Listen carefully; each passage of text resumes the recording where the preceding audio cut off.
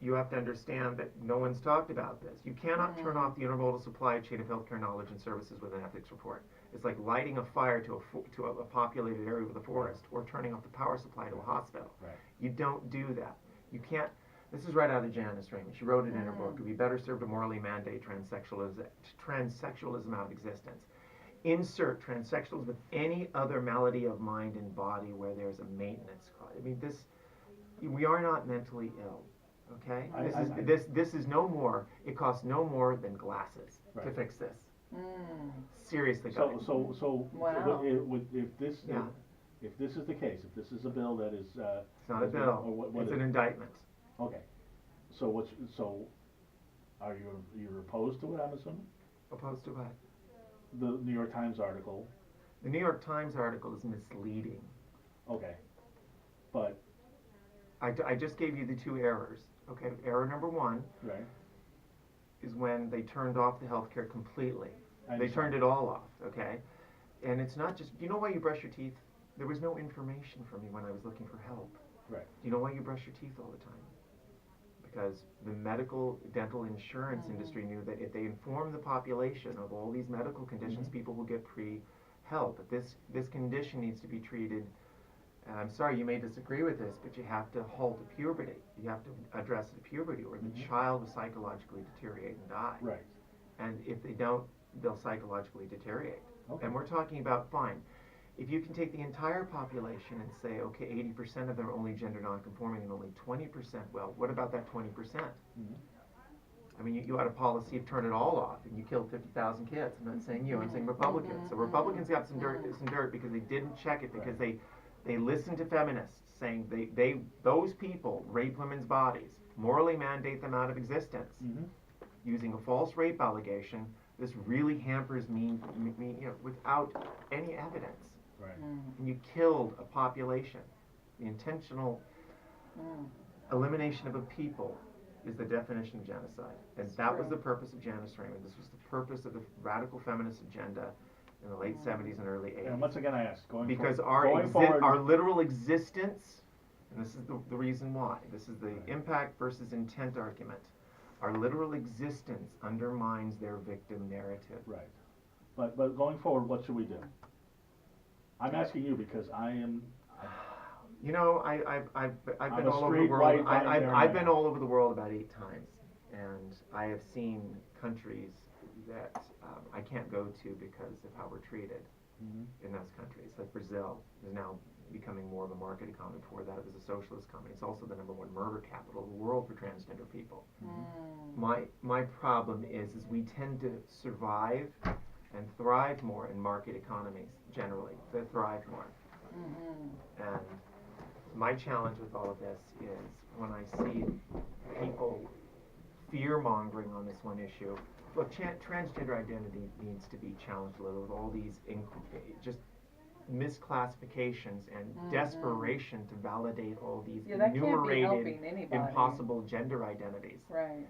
I don't think they're legit. And that's my problem. I'm not a medical person. Okay? I have to allow for, remember the 2 errors. To one extreme, turn it all off or turn it completely on and let everybody out with any medical oversight. There needs to be more medical oversight moving forward. Okay. It needs to be more, it needs to come from a declarative to, there needs to be more evidence to support this. I think people are doing it because there might be a fad, because you get in-group acceptance right away, and then you get to beat some. It gives nihilistic, angry, bitter people a club to bludgeon people with, and that tends to be more valuable to them than their life of not getting things done. Yeah, I can see how a lot of things like out there in this society, in this PC culture, can be used as that. That's what I rally against, the sort of the victimhood. Like, well, I'm this, so you have to treat me this way. And it's a lot of anger. It's the weakest argument. Yeah, it's because if we all just say, okay, let's not be victims, let's be victors. We've all been wounded, but let's be warriors. Right. And let's No, my wound was bigger than yours. Give me money. Right. It's like we're all playing like who's got the worst illness and if we just say, listen, because my stance is I accept everybody, all sexualities, all genders, whatever. But I also, on the flip side, being conservative, I don't want the government, like with Jordan Peterson, to tell me I have to use your pronoun or I have to do this. I don't You see. cannot mandate you can't speech. mandate They're that mandating stuff. speech. Yeah, I mean, listen, let's say I decide to go by Zer, and you accidentally call me she or her because I look like a woman.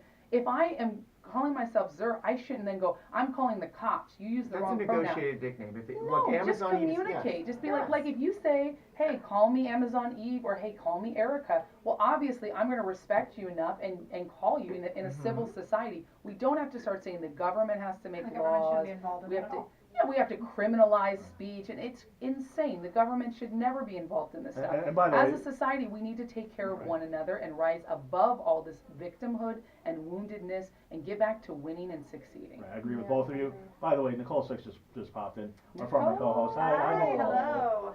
I came to see my old friends. Hi, guys. We're your young Hi. friends. You're my young friends. You're my young, hot, beautiful friends. Ooh, Yes. hi, Nicole. Yes, and where does the time go? I have to get some fan questions and then we gotta go. So, Fan question. fan question for Joy. Oh. Scared. This is from your biggest fan, 11-year-old Johnny in Las Oh, Vegas. hi, Johnny. Yes. Aw. What is your favorite song you have made? My favorite song? Oh, it would be The Darkness. Yeah, I like that one. That's my one- that's favorite. 'Cause I don't want to live in the darkness. I want to step into the light. 'Cause I can't stand the darkness. Yeah. And then, What do you like as a backdrop?